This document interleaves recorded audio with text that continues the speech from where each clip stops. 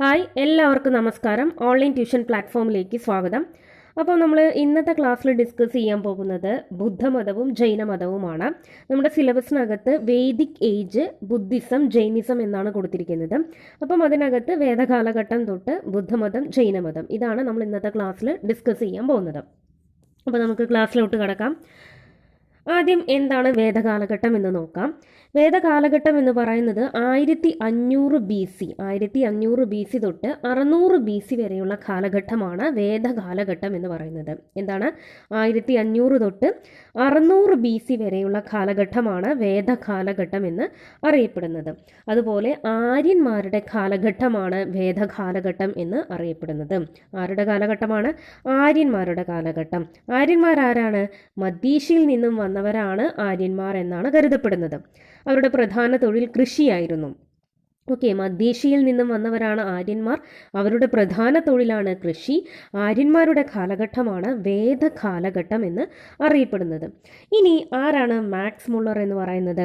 Max Muller എന്ന് പറയുന്നത് ആര്യന്മാരുടെ ഉത്ഭവത്തെ സംബന്ധിച്ചുള്ള സിദ്ധാന്തം ആവിഷ്കരിച്ച വ്യക്തിയാണ് മാക്സ് മുള്ളർ. എന്താണ്? ആര്യന്മാരുടെ ഉത്ഭവത്തെ സംബന്ധിച്ചുള്ള സിദ്ധാന്തം ആവിഷ്കരിച്ച വ്യക്തിയാണ് മാക്സ് മുള്ളർ എന്ന് പറയുന്നത്.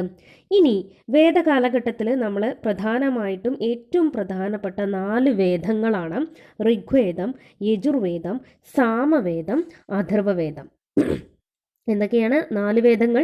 ഋഗ്വേദം, യജുർവേദം, സാമവേദം, അഥർവവേദം എന്നിവയാണ് 4 വേദങ്ങൾ എന്ന് പറയുന്നത്. അത് ഏറ്റവും പഴക്കമുള്ളത് ഋഗ്വേദമാണ്. ഏറ്റവും പഴക്കം ചെന്നത് ഋഗ്വേദമാണ്. 5ാമത്തെ വേദം എന്നറിയപ്പെടുന്നത് മഹാഭാരതമാണ്. അതിനെക്കുറിച്ച് നമുക്ക് ഡീറ്റെയിൽ ആയിട്ട് പിന്നീട് നോക്കാം. അപ്പം 4 വേദങ്ങൾ എന്ന് പറയുന്നത് ഋഗ്വേദം, യജുർവേദം, സാമവേദം, അഥർവവേദം എന്നിവയാണ്. അതിൽ ഏറ്റവും പഴക്കമുള്ളത് ഋഗ്വേദമാണ്. ഇനി ഋഗ്വേദത്തിൽ പ്രധാനമായിട്ടും എത്ര സ്തോത്രങ്ങളാണ് ഉള്ളത് എന്ന് ചോദിക്കാം. എത്രയാണ്? 1028 സ്തോത്രങ്ങളാണ് ഋഗ്വേദത്തിലുള്ളത്. ഏറ്റവും പഴക്കം ചെന്നതാണ്. 1028 സ്തോത്രങ്ങളാണ് ഋഗ്വേദത്തിലുള്ളത്. അത് നോട്ട് ചെയ്ത് വെക്കാം. എത്രയാണ്? 1028. അതുപോലെ 10 മണ്ഡലങ്ങൾ ഉൾപ്പെടുന്നതാണ് ഋഗ്വേദം. 10 മണ്ഡലങ്ങൾ. ആകെ മൊത്തം 1028 സ്തോത്രങ്ങളും 10 മണ്ഡലങ്ങളും ചേർന്നതാണ് ഋഗ്വേദം എന്ന് പറയുന്നത്. അതിൽ ചാതുർവർണ്ണത്തെക്കുറിച്ച് പ്രതിപാദിക്കുന്നത് 10ാം മണ്ഡലത്തിലെ പുരുഷ സൂക്തത്തിലാണ്. നോട്ട് ചെയ്ത് വെക്കാം. 10 മണ്ഡലങ്ങളാണുള്ളത്. അതിൽ 10ാമത്തെ മണ്ഡലത്തിലെ പുരുഷ സൂക്തത്തിലാണ് ചാതുർവർണ്ണത്തെക്കുറിച്ച് പ്രതിപാദിക്കുന്നത്. അപ്പോൾ ഋഗ്വേദത്തിൻ്റെ പ്രത്യേകത മനസ്സിലായല്ലോ. ഇനി യജുർവേദം എന്ന് പറയുന്നത് ബലിദാനം, പൂജാവിധി എന്നിവയെ പറ്റി പ്രതിപാദിക്കുന്നതാണ്. എന്താണ്? ബലിദാനം, പൂജാവിധി എന്നിവയെ പറ്റി പ്രതിപാദിക്കുന്നതാണ് യജുർവേദം എന്ന് പറയുന്നത്. ഇനി സാമവേദം. എന്താണ് സാമവേദത്തിൻ്റെ പ്രത്യേകത? സാമവേദം എന്ന് പറയുന്നത് സംഗീതത്തെക്കുറിച്ച് പരാമർശിക്കുന്നതാണ്. എന്താണ്? സംഗീതത്തെക്കുറിച്ച് പരാമർശിക്കുന്നതാണ് സാമവേദം എന്ന് പറയുന്നത്. അതുപോലെ അഥർവവേദം എന്ന് പറയുന്നത് ദുർമന്ത്രങ്ങളെക്കുറിച്ച് പരാമർശിക്കുന്നു. അഥർവവേദം എന്ന് പറയുന്നത് ദുർമന്ത്രങ്ങളെക്കുറിച്ച് പരാമർശിക്കുന്നു. അപ്പോൾ 4 വേദങ്ങളായില്ലേ? ഋഗ്വേദം, സാമവേദം, അഥർവവേദം, 4 വേദങ്ങൾ, യജുർവേദം. ഈ 4 വേദങ്ങളായി. അതിൽ ഋഗ്വേദം എന്ന് പറയുന്നതാണ് ഏറ്റവും പഴക്കം ചെന്നത്. 1028 സ്തോത്രങ്ങളും 10 മണ്ഡലങ്ങളുമുണ്ട്. അതിൽ 10ാമത്തെ മണ്ഡലമായിട്ടുള്ള പുരുഷ സൂക്തത്തിലാണ് ചാതുർവർണ്ണത്തെക്കുറിച്ച് പ്രതിപാദിക്കുന്നത്. അതുപോലെ യജുർവേദം എന്ന് പറയുന്നത് എന്താണ്? ബലിദാനം, പൂജാവിധി എന്നിവയെ പറ്റി പ്രതിപാദിക്കുന്നവയാണ്. അതുപോലെ സാമവേദം എന്ന് പറയുന്നത് സംഗീതത്തെക്കുറിച്ച് പരാമർശിക്കുന്നതാണ്. അഥർവവേദം എന്ന് പറയുന്നത് എന്താണ്? ദുർമന്ത്രങ്ങളെക്കുറിച്ചും പരാമർശിക്കുന്നതാണ് അഥർവവേദം എന്ന് പറയുന്നത്. ഈ അഥർവവേദത്തിൻ്റെ ഭാഗമാണ് ആയുർവേദം എന്ന് പറയുന്നത്. അത് ഇതിൽ ഉൾപ്പെടുത്തിയിട്ടില്ല. അപ്പം ആയുർവേദം എന്ന് പറയുന്നത് അഥർവവേദത്തിൻ്റെ ഭാഗമായിട്ടുള്ളതാണ്. ഇനി ഞാൻ പറഞ്ഞു 5ാമത്തെ വേദം. അഞ്ചാമത്തെ വേദം എന്നറിയപ്പെടുന്നത് മഹാഭാരതമാണ്. മഹാഭാരതമാണ് അഞ്ചാമത്തെ വേദം എന്ന് പറയുന്നതും ഈ മഹാഭാരതത്തിൻ്റെ പഴയ പേരാണ് ജയസംഹിത എന്ന് പറയുന്നത്. എന്താണ്? മഹാഭാരതത്തിൻ്റെ പഴയ പേരാണ് ജയസംഹിത എന്നറിയപ്പെടുന്നത്. അതായത് ഭാരതത്തിലെ ഇതിഹാസങ്ങളാണ് രാമായണവും മഹാഭാരതവും എന്ന് പറയുന്നത്. ഇതിൽ ഏറ്റവും പഴക്കം ചെന്നത് രാമായണമാണ്, ഏറ്റവും വലുതെന്നറിയപ്പെടുന്നത് മഹാഭാരതമാണ്. ഇതാണ് അഞ്ചാമത്തെ വേദം എന്നറിയപ്പെടുന്നത്. ഏതാണ്? മഹാഭാരതം എന്ന് പറയുന്നത്. അതിലും 18 പർവ്വങ്ങളും രാമായണത്തിൽ 7 കാണ്ഡങ്ങളുമാണുള്ളത്. അതിൽ രാമായണത്തിൻ്റെ കർത്താവ് എന്ന് പറയുന്നത് വാൽമീകിയും മഹാഭാരതത്തിൻ്റെ കർത്താവ് എന്ന് പറയുന്നത് വേദവ്യാസനുമാണ്. ഇത് രണ്ടും മാറിപ്പോകരുത്. മഹാഭാരതം, വേദവ്യാസൻ, ഇതെല്ലാവർക്കും അറിയാവുന്ന കാര്യങ്ങളാണ്. രാമായണം എന്ന് പറയുന്നത് രാമായണത്തിൻ്റെ കർത്താവ് എന്ന് പറയുന്നത് വാൽമീകിയാണ്. അതിൽ മഹാഭാരതമാണ് അഞ്ചാമത്തെ വേദം എന്ന് അറിയപ്പെടുന്നത്. ഏറ്റവും വലുത്, ഏറ്റവും വലിയ ഇതിഹാസം എന്നും മഹാഭാരതത്തെ നമുക്ക് വിശേഷിപ്പിക്കാം. ഓക്കെ, ഏറ്റവും പഴക്കം ചെന്ന ഇതിഹാസം, ഏറ്റവും പഴയ ഇതിഹാസം എന്ന് പറയുന്നത് രാമായണമാണ്. വാൽമീകിയാണ് രാമായണത്തിൻ്റെ കർത്താവ് എന്ന് പറയുന്നത്. 7 കാണ്ഡങ്ങളാണ് രാമായണത്തിലുള്ളത്. ഇത് മാറിപ്പോരുത്. ഓക്കെ, ഇനി ചാതുർവർണ്ണയത്തെക്കുറിച്ച് പ്രതിപാദിക്കുന്നത് ഏത് മണ്ഡലത്തിലാണ് എന്നുള്ളത് നമ്മൾ പറഞ്ഞു. എന്തായിരുന്നു? പുരുഷ സൂക്തത്തിലാണ്. 10 മണ്ഡലങ്ങളാണ് ഋഗ്വേദത്തിലുള്ളത്. അതിൽ 10ാമത്തെ മണ്ഡലമാണ് പുരുഷ സൂക്തം എന്ന് പറയുന്നത്. ആ പുരുഷ സൂക്തത്തിലാണ് ചാതുർവർണ്ണയത്തെക്കുറിച്ച് പ്രതിപാദിക്കുന്നത്. ഓക്കെ, ഇനി ഈ ചാതുർവർണ്ണ്യം എന്ന് പറയുന്നത് എന്താണ്? ഋഗ്വേദ കാലഘട്ടത്തിലെ പ്രധാന ജാതി വ്യവസ്ഥയാണ്. ഋഗ്വേദ കാലഘട്ടത്തിലെ പ്രധാനപ്പെട്ട ജാതി വ്യവസ്ഥയാണ് ചാതുർവർണ്ണ്യം എന്ന് പറയുന്നത്. ഓക്കെ, ഇനി ഋഗ്വേദ കാലഘട്ടത്തിലെ പ്രധാനപ്പെട്ട വിളകൾ ഏതൊക്കെയാണ്? ഋഗ്വേദ കാലഘട്ടമാണ് ആദ്യത്തേത്. ഏറ്റവും പഴക്കം ചെന്ന വേദം ഋഗ്വേദം. ഓക്കെ, അതിൽ ഋഗ്വേദ കാലഘട്ടത്തിലെ പ്രധാന ജാതി വ്യവസ്ഥയാണ്, അത് ചാതുർവർണ്ണ്യമാണ്. ഋഗ്വേദ കാലഘട്ടത്തിലെ പ്രധാന കാർഷിക വിളയാണ് ബാർലി, നെല്ല്, ഗോതമ്പ്. ഓക്കെ, ബാർലി, നെല്ല്, ഗോതമ്പ്, ഇതാണ് പ്രധാനപ്പെട്ട കാർഷിക വിളകൾ എന്ന് പറയുന്നത്. ഓക്കെ, ഇനി യജുർവേദത്തിൻ്റെ പ്രത്യേകത എന്താണെന്നുള്ളത് ഞാൻ ഓൾറെഡി പറഞ്ഞിരുന്നു. യജുർവേദം എന്ന് പറയുന്നത് ബലിദാനം, പൂജാവിധി എന്നിവയെ സംബന്ധിച്ച് പ്രതിപാദിക്കുന്നതാണെന്ന് പറഞ്ഞു. അതുപോലെ അഹം ബ്രഹ്മാസ്മി, എന്താണ്? അഹം ബ്രഹ്മാസ്മി എന്ന മഹാവാക്യം ഉൾക്കൊള്ളുന്ന വേദമാണ് യജുർവേദം. ചോദിക്കാൻ ചാൻസ് ഉണ്ട്. അഹം ബ്രഹ്മാസ്മി എന്ന മഹത്വാക്യം ഉൾക്കൊള്ളുന്ന വേദം ഏതാണ് എന്ന് ചോദിച്ചാൽ അത് യജുർവേദമാണ്. അഹം ബ്രഹ്മാസ്മി. ഓക്കെ, ഇനി അഥർവവേദത്തിൻ്റെ പ്രത്യേകതയും പറഞ്ഞു. അഥർവവേദം എന്ന് പറയുന്നത് ദുർമന്ത്രങ്ങളെക്കുറിച്ച് പരാമർശിക്കുന്നു. ഈ അഥർവവേദം എന്ന് പറയുന്നത് ആര്യന്മാരുടേതല്ലാത്ത വേദമാണ്. ഓക്കെ, ആര്യന്മാരുടേതല്ലാത്ത വേദമായി കരുതപ്പെടുന്നതാണ് അഥർവവേദം എന്ന് പറയുന്നത്. ആര്യന്മാരുടേതല്ലാത്ത വേദങ്ങൾ എന്നാണ് അഥർവവേദത്തെ നമ്മൾ വിശേഷിപ്പിക്കപ്പെടുന്നത്. ഓക്കെ, ഇനി അതുപോലെ തന്നെ ആര്യന്മാർ ആദ്യമായി താമസം ഉറപ്പിച്ച പ്രദേശത്താണ് സപ്തസിന്ധർ എന്നറിയപ്പെടുന്നത്. ഓക്കെ, ആദ്യമായിട്ട് ആര്യന്മാർ താമസം ഉറപ്പിച്ച സ്ഥലം അറിയപ്പെടുന്നത് സപ്തസിന്ധർ എന്നാണ്. ഓക്കെ, ഈ വാക്കിൻ്റെ അർത്ഥം എന്ന് പറയുന്നത് 7 നദികളുടെ നാട്. അതായത് സപ്തസിന്ധർ എന്ന വാക്കിൻ്റെ അർത്ഥം 7 നദികളുടെ നാട് എന്നാണ്. ഓക്കെ, ഇനി ഉപനിഷത്തുകളുടെ എണ്ണം ചോദിക്കാം. ഉപനിഷത്തുകളുടെ എണ്ണം 108 ഉപനിഷത്തുകളുടെ എണ്ണം എന്താണ്? 108 ഉപനിഷത്തുകളുടെ എണ്ണം എന്ന് പറയുന്നത്. അതിലെ ഏറ്റവും വലിയ ഉപനിഷത്ത് എന്ന് പറയുന്നത് ബൃഹദാരണ്യകോപനിഷത്താണ്. അതുപോലെ ഈശാവാസ്യമാണ് ഏറ്റവും ചെറിയ ഉപനിഷത്ത് എന്ന് പറയുന്നത്. 108 ഉപനിഷത്തുകളുടെ എണ്ണം എന്ന് പറയുന്നത്. മൊത്തം ഉപനിഷത്തുകളുടെ എണ്ണം എന്ന് പറയുന്നത് 108. അതുപോലെ തന്നെ തത്വമസി എന്ന വാക്ക് അത് ഏത് ഉപനിഷത്തിലാണ് എന്ന് ചോദിച്ചാൽ ചാന്തോഗ്യോപനിഷത്തിലാണ്. ഓക്കെ, സത്യമേവ ജയത എന്ന് പറയുന്നത് മുണ്ടകോപനിഷത്തിലും. ഇത് രണ്ടും മാറിപ്പോരുത്. തത്വമസി എന്ന് പറയുന്നത് ഏതിലാണ്? ചാന്തോഗ്യോപനിഷത്തിലാണ്. അതുപോലെ സത്യമേവ ജയതേ എന്ന് പറയുന്നത് മുണ്ടകോപനിഷത്തിലാണ്. ഇത് രണ്ടും മാറിപ്പോകരുത്. ഇനി മനുസ്മൃതിയുടെ കർത്താവ് മനുവാണ് എന്നുള്ളത് നമുക്കറിയാം. മനുസ്മൃതി ഇംഗ്ലീഷിലേക്ക് തർജ്ജമ ചെയ്ത വ്യക്തി ആരാണ് എന്ന് ചോദിക്കാം. മനുസ്മൃതി ഇംഗ്ലീഷിലേക്ക് തർജ്ജമ ചെയ്തത് നോട്ട് ചെയ്ത് വെക്കുക. ഇംഗ്ലീഷിലേക്ക് തർജ്ജമ ചെയ്തത് ആരാണ് എന്ന് ചോദിച്ചാൽ അത് വില്യം ജോൺസ് ആണ്. ആരാണ്? വില്യം ജോൺസ് ആണ് മനുസ്മൃതി ഇംഗ്ലീഷിലേക്ക് തർജ്ജമ ചെയ്തത്.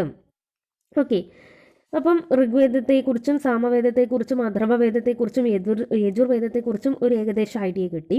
ഇനി ഞാൻ പറഞ്ഞു ഈ വേദങ്ങളിലെല്ലാം തന്നെ ആര്യന്മാരെക്കുറിച്ചും അവരുടെ ജീവിത രീതികളെക്കുറിച്ചുമുള്ള വിവരങ്ങളാണ് ഉൾപ്പെടുത്തിയിട്ടുള്ളത്. അപ്പം അതിൽ ഏറ്റവും കൂടുതൽ ആര്യന്മാരെക്കുറിച്ചും അവരുടെ ജീവിത രീതികളെക്കുറിച്ചും വിവരിക്കുന്നത് ഋഗ്വേദത്തിൽ നിന്നാണ്. സംസ്കൃതത്തിലാണ്, അല്ലെങ്കിൽ സംസ്കൃത ഭാഷയിലാണ് വേദങ്ങൾ രചിക്കപ്പെട്ടിട്ടുള്ളത്. ഭാഷ നമ്മളോട് ചോദിക്കാം. സംസ്കൃത ഭാഷയിലാണ് ഈ പറയുന്ന വേദങ്ങളെല്ലാം തന്നെ പ്രസിദ്ധീകരിച്ചിരിക്കുന്നത് അല്ലെങ്കിൽ രചിക്കപ്പെട്ടിട്ടുള്ളത്. ഓക്കെ, ഇനി അഗ്നിമീളെ പുരോഹിതം എന്നാരംഭിക്കുന്ന വേദമേതാണ്? ഞാൻ പറഞ്ഞു അഹം ബ്രഹ്മാസ്മി എന്ന മഹാവാക്യം ഉൾക്കൊള്ളുന്നത് യജുർവേദമാണെന്ന് പറഞ്ഞു. അതുപോലെ അഗ്നിമീളെ പുരോഹിതം എന്നാരംഭിക്കുന്നത് ഋഗ്വേദമാണ്. അതുപോലെ ഗായത്രി മന്ത്രം ഏറ്റവും പ്രസിദ്ധമായ ഒന്നാണ്. ഗായത്രി മന്ത്രവും ഉൾപ്പെടുന്നത് ഋഗ്വേദത്തിലാണ്. ഓക്കെ, അഗ്നിമീളെ പുരോഹിതം എന്ന് പറയുന്നത് ഋഗ്വേദത്തിലാണ്. ഓക്കെ, ഇനി ഇന്തോ യൂറോപ്യൻ ഭാഷയിൽ രചിക്കപ്പെട്ട ആദ്യ കൃതി കൂടിയാണ് ഋഗ്വേദം എന്ന് പറയുന്നത്. ഇന്തോ യൂറോപ്യൻ ഭാഷയിൽ രചിക്കപ്പെട്ട ആദ്യ കൃതി. വേദങ്ങളല്ലാതെ തന്നെ നമ്മളോട് ഇങ്ങനെ ഡയറക്റ്റായിട്ട് ചോദ്യം ചോദിക്കാം. ഇന്തോ യൂറോപ്യൻ ഭാഷയിൽ രചിക്കപ്പെട്ട ആദ്യ കൃതി ഏതാണ് എന്ന് ചോദിച്ചാൽ അത് ഋഗ്വേദമാണ്. ഓക്കെ, ഇംഗ്ലീഷിലേക്ക് ഋഗ്വേദത്തെ പരിഭാഷപ്പെടുത്തിയത് മാക്സ് മുള്ളറാണ്. മനുസ്മൃതി ഇംഗ്ലീഷിലേക്ക് തർജ്ജമ ചെയ്തത് വില്യം ജോൺസും.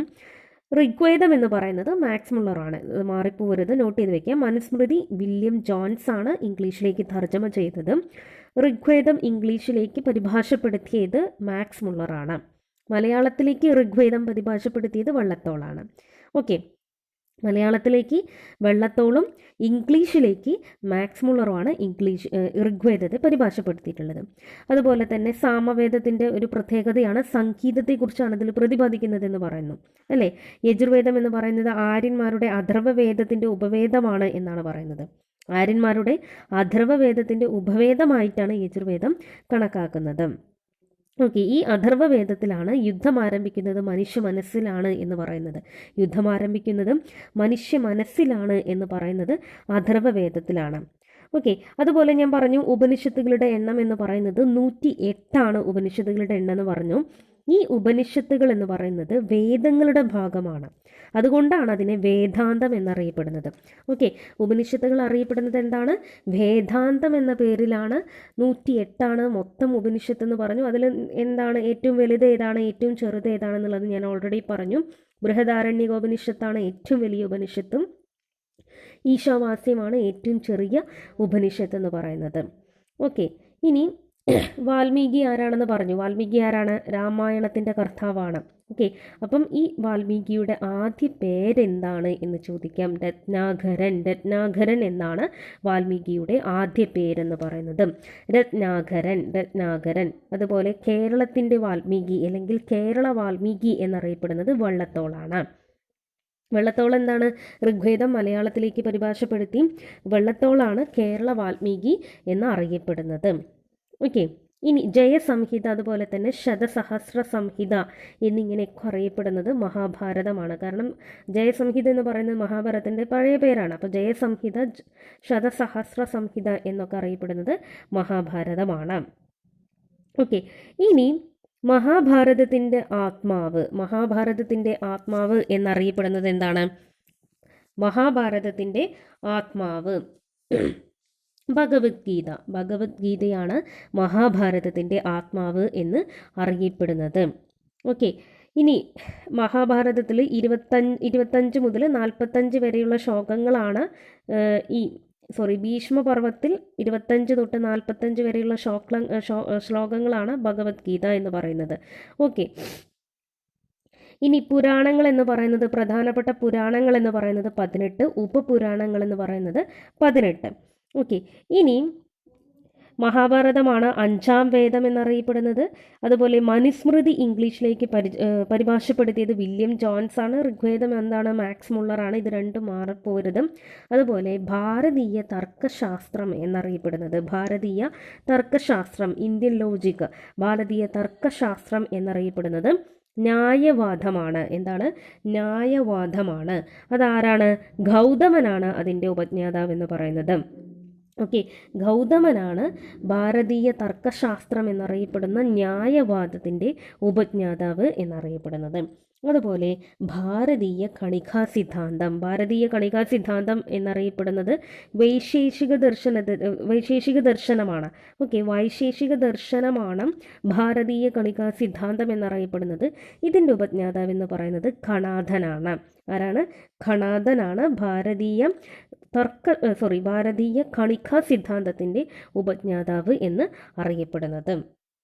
ഇനി വിശിഷ്ടദ്വൈത സിദ്ധാന്തം എന്ന് പറയുന്നത് അതിൻ്റെ ഉപജ്ഞാതാവ് എന്ന് പറയുന്നത് രാമാനുജറാണ്.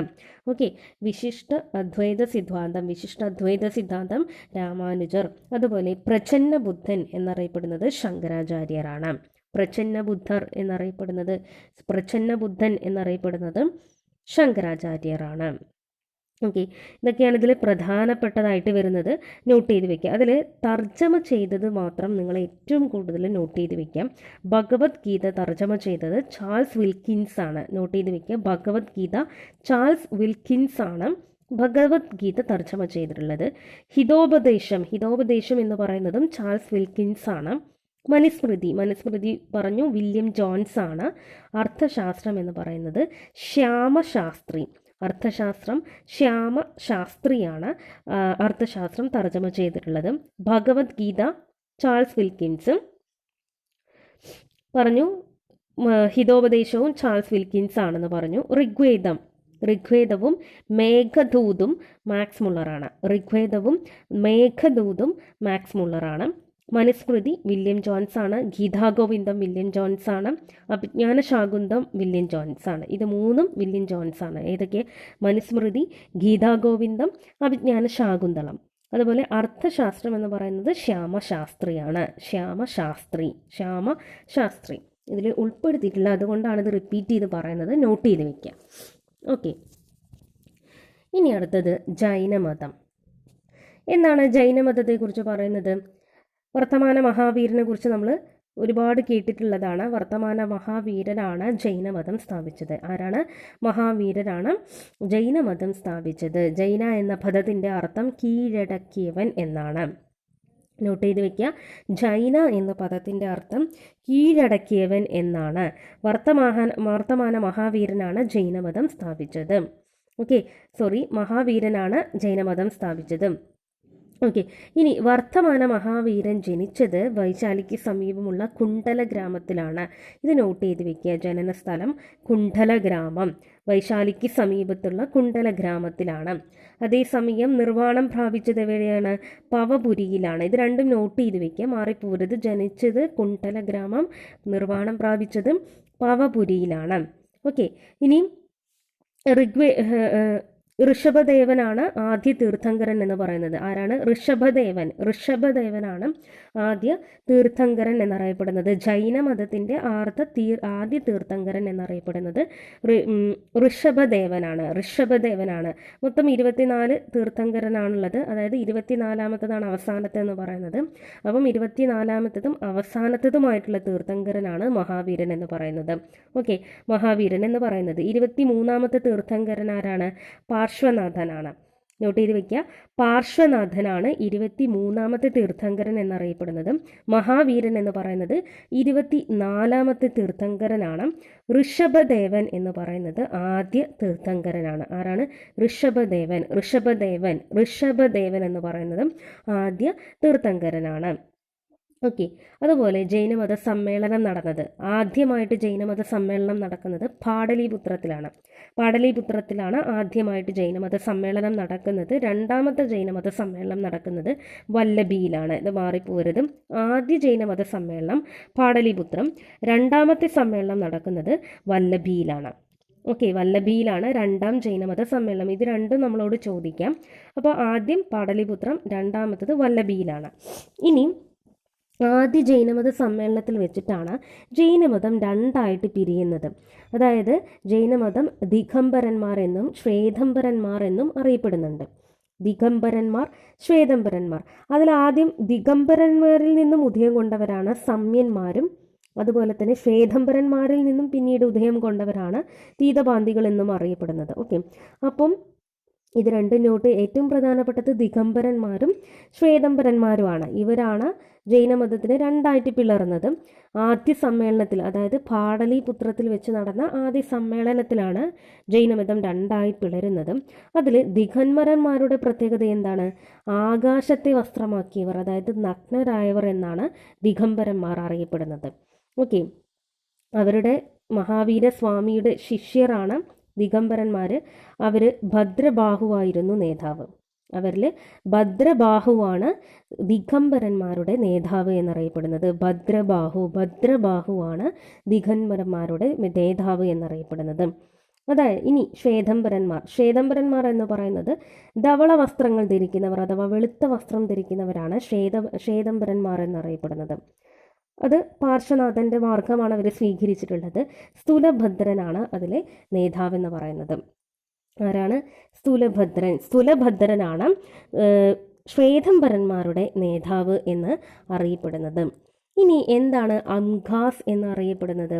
അംഘാസ് ഏറ്റവും ഇമ്പോർട്ടൻ്റ് ആണ്, നോട്ട് ചെയ്ത് വെക്കുക. ജൈനന്മാരുടെ മതഗ്രന്ഥം അറിയപ്പെടുന്നതാണ് അംഘാസ് എന്നറിയപ്പെടുന്നത്. ഓക്കെ, അംഘാസ് എന്നറിയപ്പെടുന്നത് ജൈനന്മാരുടെ മതഗ്രന്ഥമാണ്.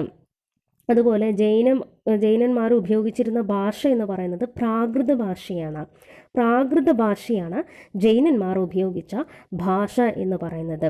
ഓക്കെ, ഇനി നമുക്കറിയാം ചന്ദ്രഗുപ്ത മൗര്യൻ എന്ന് പറയുന്നത് ജൈനമതം സ്വീകരിച്ചൊരു രാജാവാണ്. അദ്ദേഹത്തിൻ്റെ ജീവിതത്തിൻ്റെ അവസാന നാളുകളിൽ ശ്രാവണബെൽഗോളയിൽ വെച്ചിട്ടാണ്, എവിടെയാണ്? ശ്രാവണബെൽഗോളയിൽ വെച്ചിട്ടാണ് അദ്ദേഹം ജൈനമതം സ്വീകരിക്കുന്നത്. ആര്? ചന്ദ്രഗുപ്ത മൗര്യൻ ജൈനമതം സ്വീകരിക്കുന്നത് എവിടെ വെച്ച് എന്ന് ചോദിച്ചാൽ അത് ശ്രാവണബെൽഗോളയിൽ വെച്ചിട്ടാണ്. ഇനി ജൈനമതത്തെ പ്രോത്സാഹിപ്പിച്ച രാജാവ് ആരാണെന്ന് ചോദിച്ചാലോ അത് ഖരവേലനാണ് ജൈനമതത്തെ പ്രോത്സാഹിപ്പിച്ച ഒരു രാജാവ് എന്ന് പറയുന്നത്. ഓക്കെ, അതുപോലെ വർത്തമാന മഹാവീരനാണ് ജൈനമതം സ്ഥാപിച്ചത്. അദ്ദേഹം കുണ്ഡല ഗ്രാമത്തിലാണ് ജനിക്കുന്നത്, വൈശാലിയിൽ, അതായത് ബീഹാറിൽ കുണ്ഡല ഗ്രാമത്തിലാണ് അദ്ദേഹം ജനിക്കുന്നത്. അതുപോലെ പവപുരിയിലാണ് അദ്ദേഹം മരണം അല്ലെങ്കിൽ നിർവ്വാണം പ്രാപിക്കുന്നത് എന്ന് പറയുന്നത്. തൻ്റെ 72-ാം വയസ്സിലാണ് അദ്ദേഹം മരിക്കുന്നത്. അപ്പം ഇത്രയാണ് ജൈനമതത്തെക്കുറിച്ച് പഠിക്കാനുള്ളത്. അതിലേറ്റവും ഇമ്പോർട്ടൻ്റ് ആയിട്ടുള്ള കാര്യങ്ങളാണ് നമ്മളിവിടെ ഡിസ്കസ് ചെയ്തിട്ടുള്ളത്. ഇനി അടുത്തതാണ് ബുദ്ധമതം എന്ന് പറയുന്നത്. എന്താണ് ബുദ്ധമതത്തിൻ്റെ പ്രത്യേകത? ശ്രീബുദ്ധനാണ് ബുദ്ധമതം മായി ബന്ധപ്പെട്ടിട്ടുള്ള വ്യക്തി എന്ന് പറയുന്നത്. ശ്രീബുദ്ധൻ്റെ കാലഘട്ടം എന്ന് പറയുന്നത് BC 563 തൊട്ട് 483 വരെയുള്ള കാലഘട്ടമാണ്. എന്താണ്? BC 563 തൊട്ട് 483 വരെയുള്ള കാലഘട്ടമാണ് ശ്രീബുദ്ധൻ്റെ കാലഘട്ടമായിട്ടുള്ള അറിയപ്പെടുന്നത്, അല്ലെങ്കിൽ ബുദ്ധമതം അറിയപ്പെടുന്നത്.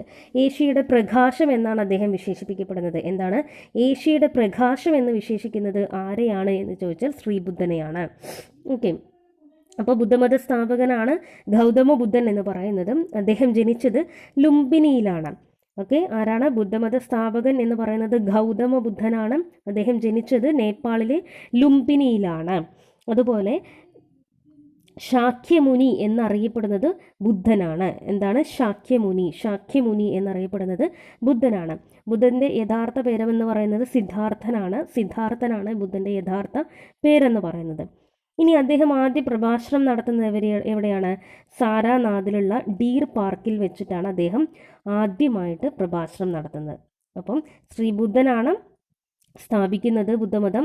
ശ്രീബുദ്ധൻ്റെ കാലഘട്ടം BC 563 483 ഇനി ബുദ്ധമതത്തിൻ്റെ സ്ഥാപകൻ ഗൗതമ ബുദ്ധൻ ജനിച്ചത് ലുംബിനിയിൽ.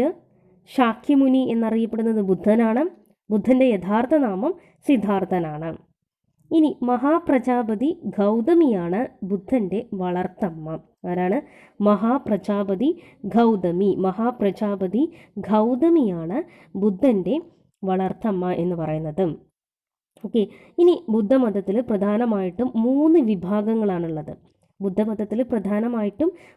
വിഭാഗങ്ങളാണുള്ളത്. ഹീനയാനം, മഹായാനം, വജ്രയാനം. ഏതൊക്കെയാണ്? ഹീനയാനം, മഹായാനം, വജ്രയാനം. ഇത് 3 ബുദ്ധമതത്തിലെ 3 വിഭാഗങ്ങൾ എന്നറിയപ്പെടുന്നത്. അതിൽ നമ്മൾ ഇന്ത്യയിലെ ഏറ്റവും കൂടുതൽ തളർച്ചു വളർന്നത് അല്ലെങ്കിൽ ഇന്ത്യയിൽ ഏറ്റവും കൂടുതൽ പ്രാധാന്യം കൊടുത്തിരുന്നത് മഹായാന ബുദ്ധമതത്തിനാണ്. ഓക്കെ, അപ്പോൾ മഹായാന ബുദ്ധമതം, ഹീനയാന ബുദ്ധമതം, വജ്രയാന ബുദ്ധമതം, ഇങ്ങനെ 3 വിഭാഗങ്ങളാണ് ഉണ്ടായിരുന്നത്. അത് ഇന്ത്യയിൽ മഹായാന ബുദ്ധമതത്തിനാണ് പ്രാധാന്യം കൊടുത്തിട്ടുള്ളത്. അതുപോലെ ബുദ്ധ കാലഘട്ടത്തിൽ ഉപയോഗിച്ച പ്രധാനപ്പെട്ട ഭാഷയാണ് പാലി എന്ന് പറയുന്നത്. അപ്പോൾ മാറിപ്പോരുത്, ജൈനമതം എന്ന് പറയുന്നത് പ്രാകൃത ഭാഷ, ബുദ്ധമതം എന്ന് പറയുന്നത് പാലി ഭാഷയാണ്. ഇനി ശ്രീലങ്കയിൽ ഹീനയാന ബുദ്ധമതമാണ് അഭിവൃദ്ധി പ്രാപിക്കുന്നത്. ഇന്ത്യയിൽ മഹായാന ബുദ്ധമതവും ശ്രീലങ്കയിൽ ഹീനയാന ബുദ്ധമതവുമാണ് അഭിവൃദ്ധി പ്രാപിക്കുന്നത്. ഇനി പൊതുവെ ബുദ്ധമത സന്യാസിമാരൊക്കെ അറിയപ്പെട്ടിരുന്നത് സംഘം എന്ന പേരിലാണ്. ബുദ്ധമത സന്യാസികൾ അറിയപ്പെട്ടിരുന്ന പേരാണ് സംഘം എന്ന് പറയുന്നത്. ഓക്കെ, ഇനി അതുപോലെ തന്നെ ബുദ്ധമതക്കാരുടെ ഗ്രന്ഥം എന്നാണ് ത്രിപീഠിക എന്ന് പറയുന്നത്. ത്രിപീഠിക എന്ന് പറയുന്നത് ബുദ്ധമതക്കാരുടെ ഗ്രന്ഥമാണ്. അപ്പോൾ ജൈനമതത്തിൻ്റെ ഗ്രന്ഥം എന്താണ്? അൻഖാസ് ആണ്. മാറിപ്പോരുത്, ജൈനമതം എന്ന് പറയുന്നത് അൻഖാസ് ആണ്, ബുദ്ധമതത്തിൻ്റെ എന്ന് പറയുന്നത് ത്രിപീഠികയാണ്. ഓക്കെ, ത്രിപീഠികയാണ് ബുദ്ധമതക്കാരുടെ ഗ്രന്ഥം എന്ന് പറയുന്നത്. ഇനി ആദ്യത്തെ ബുദ്ധമത സന്യാസിനി അല്ലെങ്കിൽ സന്യാസി ആരാണ് എന്ന് ചോദിച്ചാൽ അത് ഗൗതമിയാണ്. ഓക്കെ, ഇനി ബുദ്ധൻ നിർവ്വാണം പ്രാപിച്ചത് എവിടെയാണ് എന്ന് ചോദിക്കാം. കുഷി നഗരത്തിൽ വെച്ചിട്ടാണ് നിർവ്വാണം പ്രാപിക്കുന്നത്. ജനിച്ചത് ലുംപിനിയിൽ, നിർവ്വാണം പ്രാപിച്ചത് കുഷി നഗരത്തിൽ വെച്ചിട്ടുള്ളതാണ്. ഓക്കെ, ഇനി ഇന്ത്യയുടെ ക്ഷേത്ര നഗരം എന്നറിയപ്പെടുന്നത് ഭുവനേശ്വറാണ്. എന്താണ്? ഇന്ത്യയുടെ ക്ഷേത്ര നഗരം എന്നറിയപ്പെടുന്നതും ഭുവനേശ്വരാണ്. ഭുവനേശ്വറാണ് ഇന്ത്യയുടെ ക്ഷേത്ര നഗരം എന്നറിയപ്പെടുന്നത്. അമൃത്സറിലെ സുവർണക്ഷേത്രം സിഖ് മതക്കാരുടെ ആരാധനാ കേന്ദ്രമാണ്. അമൃത്സറിലെ സുവർണക്ഷേത്രം സിഖ് മതക്കാരുടെ ആരാധനാ കേന്ദ്രമാണ്. അതുപോലെ തന്നെ കൊട്ടാരങ്ങളുടെ നാട് എന്നറിയപ്പെടുന്നത് കൊൽക്കത്തയാണ്. ഓക്കെ, ഇന്ത്യയുടെ ക്ഷേത്ര നഗരം എന്നറിയപ്പെടുന്നത് ഭുവനേശ്വറാണ്. കൊട്ടാരങ്ങളുടെ നാട് എന്നറിയപ്പെടുന്നത് കൊൽക്കത്തയാണ്. എവിടെയാണ്? കൊൽക്കത്തയാണ് കൊട്ടാരങ്ങളുടെ നാട് എന്നറിയപ്പെടുന്നത്. അതുപോലെ ബുദ്ധമതത്തിലെ ത്രിരത്നങ്ങൾ എന്നറിയപ്പെടുന്നത് എന്തൊക്കെയാണ്? ബുദ്ധം, ധർമ്മം, സംഘം. സംഘം എന്ന് പറയുന്നത് സന്യാസികളുടെ സംഘമാണ്. ഓക്കെ, അപ്പോൾ ബുദ്ധമതത്തിലെ ത്രിരത്നങ്ങൾ എന്നറിയപ്പെടുന്നത് ബുദ്ധം, ധർമ്മം, സംഘം. ഇത് 3ഉമാണ് ബുദ്ധമതത്തിലെ ത്രിരത്നങ്ങൾ എന്ന് അറിയപ്പെടുന്നത്. അതുപോലെ ബുദ്ധമത സന്യാസികൾ അഥവാ സംഘത്തിൻ്റെ വാസസ്ഥലം എന്ന് പറയുന്നത് വിഹാരങ്ങൾ എന്നാണ് അറിയപ്പെട്ടിരുന്നത്. അവരുടെ ആരാധനാലയങ്ങളാണ് പഗോഡകൾ എന്നറിയപ്പെടുന്നത്. ഓക്കെ, പഗോഡകൾ എന്ന് പറയുന്നത് ബുദ്ധമതക്കാരുടെ ആരാധനാലയങ്ങളും അവരുടെ സന്യാസിമാരുടെ വാസസ്ഥലം എന്ന് പറയുന്നത് വിഹാരങ്ങളെന്നുമാണ് സന്യാസിമാരുടെ വാസസ്ഥലം എന്ന് അറിയപ്പെടുന്നത്. പഗോഡകൾ എന്ന് പറയുന്നത് ആരാധനാലയമാണ്. ഓക്കെ, ഇനി ബുദ്ധൻ്റെ മരണം അറിയപ്പെടുന്നത് അല്ലെങ്കിൽ നിർവ്വാണം അറിയപ്പെടുന്നത് പരിനിർവാണം എന്ന പേരിലാണ്. ബുദ്ധൻ്റെ മരണം എന്നറിയപ്പെടുന്നത് പരിനിർവാണം. നോട്ട് ചെയ്ത് വെക്കുക, പരിനിർവാണം എന്ന പേരിലാണ് ബുദ്ധൻ്റെ മരണം അറിയപ്പെടുന്നത്. ഓക്കെ, ഇനി പ്രധാനമായിട്ടും 4 തത്വങ്ങളാണ് ബുദ്ധമതത്തിലുള്ളത്. എത്ര തത്വങ്ങളാണ്? 4 തത്വങ്ങൾ. അതായത് അടിസ്ഥാന തത്വങ്ങൾ എന്ന് പറയുന്നത് അല്ലെങ്കിൽ 4 ആര്യസത്വങ്ങൾ എന്നാണ് അറിയപ്പെടുന്നത്. 4 ആര്യസത്വങ്ങൾ എന്നറിയപ്പെടുന്നതാണ് ഈ 4 ബുദ്ധമത തത്വങ്ങൾ എന്ന് പറയുന്നത്. അതിലൊന്നാമത്തേത് ലൗകിക ജീവിതം ദുഃഖപൂർണമാണ്. നോട്ട് ചെയ്ത് വെക്കുക, ലൗകിക ജീവിതം ദുഃഖപൂർണമാണ്. അതുപോലെ രണ്ടാമത്തത് തൃഷ്ണയാണ് ദുഃഖത്തിനുള്ള കാരണം. എന്താണ്? തൃഷ്ണയാണ് ദുഃഖ കാരണം. ദുഃഖത്തിൻ്റെ നിവാരണം തൃഷ്ണയെ ദൂരീകരിക്കലാണ്. എന്താണ്? ദുഃഖത്തിൻ്റെ നിവാരണം അല്ലെങ്കിൽ ദുഃഖമില്ലാതാക്കുക എന്ന് പറയുന്നത് തൃഷ്ണയെ ദൂരീകരിക്കലാണ്. ഇനി തൃഷ്ണയെ നശിപ്പിക്കുവാനുള്ള മാർഗമാണ് അഷ്ടാംഗമാർഗം. അപ്പോൾ നമ്മളോട് ചോദിക്കാം, അഷ്ടാംഗമാർഗം എന്ന് പറയുന്നത് ഏത് മതവുമായി ബന്ധപ്പെട്ടതാണ്? ബുദ്ധമതവുമായി ബന്ധപ്പെട്ടതാണ് അഷ്ടാംഗമാർഗം എന്ന് പറയുന്നത്. 8 ഫോൾഡ് പാത്ത് എന്നാണ് അറിയപ്പെടുന്നത് അഷ്ടാംഗമാർഗം എന്ന് പറയുന്നത്. ഏതൊക്കെയാണ് അഷ്ടാംഗമാർഗങ്ങൾ? നോട്ട് ചെയ്ത് വെക്കുക, ഞാനിതിൽ ഉൾപ്പെടുത്തിയിട്ടില്ല. പക്ഷെ നമ്മളോട് ചിലപ്പോൾ ഓപ്ഷൻസ് തന്നിട്ട് ഇതിൽ അഷ്ടാംഗമാർഗമല്ലാത്തത് ഏത് എന്ന് ചോദിക്കാം. ഓക്കെ, അപ്പം അഷ്ടാംഗമാർഗം ഏതാണെന്ന് നോട്ട് ചെയ്ത് വെക്കുക. ഒന്നാമത്തത് ശരിയായ വിശ്വാസം. രണ്ടാമത്തത് ശരിയായ ചിന്ത. മൂന്നാമത്തത് ശരിയായ വാക്ക്. നാലാമത്തത് ശരിയായ പ്രവൃത്തി. അഞ്ചാമത്തത് ശരിയായ ജീവിതം. എന്താണ്? ശരിയായ ജീവിതം. ആറാമത്തത് ശരിയായ പരിശ്രമം. ശരിയായ പരിശ്രമം. ഏഴാമത്തത് ശരിയായ സ്മരണ. ശരിയായ സ്മരണ. അതുപോലെ എട്ടാമത്തത് ശരിയായ ധ്യാനം. ശരിയായ ധ്യാനം. ഓക്കെ, ഇതാണ് 8 അഷ്ടാംഗമാർഗം എന്ന് പറയുന്നത്. അഷ്ടാംഗമാർഗം ബുദ്ധമതവുമായി ബന്ധപ്പെട്ടിരിക്കുന്നു. ഏതൊക്കെയാണ്? ശരിയായ വിശ്വാസം, ശരിയായ ചിന്ത, ശരിയായ വാക്ക്, ശരിയായ പ്രവൃത്തി, ശരിയായ ജീവിതം, ശരിയായ പരിശ്രമം, ശരിയായ സ്മരണം, ശരിയായ ധ്യാനം. ഓക്കെ, ഇത്രയും കാര്യങ്ങൾ നോട്ട് ചെയ്ത് വെക്കുക. ഇനി നമുക്ക് ബുദ്ധമത സമ്മേളനങ്ങൾ നമുക്ക് ഒരുപാട് തവണ PSC ചോദിച്ചിട്ടുള്ളതാണ്. അപ്പോൾ നമുക്ക് ഏറ്റവും പ്രധാനമായിട്ട് 4 സമ്മേളനങ്ങളാണ് പഠിക്കാനുള്ളത്. ഏതൊക്കെയാണ്? ഒന്നാമത്തെ സമ്മേളനം 483 BC-യിലാണ് നടക്കുന്നത്. എത്രയാണ്? 483 BC-യിലാണ് നടക്കുന്നത്. ഒന്നാമത്തെ സമ്മേളനം നടക്കുന്ന സ്ഥലം രാജഗൃഹത്തിലാണ്. എന്താണ്? രാജഗൃഹത്തിൽ വെച്ചിട്ടാണ് ഒന്നാമത്തെ സമ്മേളനം നടക്കുന്നത്. ആ സമയത്ത് അല്ലെങ്കിൽ ആ ഒരു ബുദ്ധമത സമ്മേളനം നടത്തിയ രാജാവാണ് അജാതശത്രു. ആരാണ്? അജാതശത്രു.